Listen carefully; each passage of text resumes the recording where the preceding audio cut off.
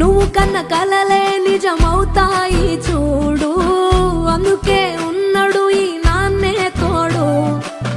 దశరథ మహారాజే నాన్నై పుట్టాడు, నువ్వు రాముడంత ఎదగ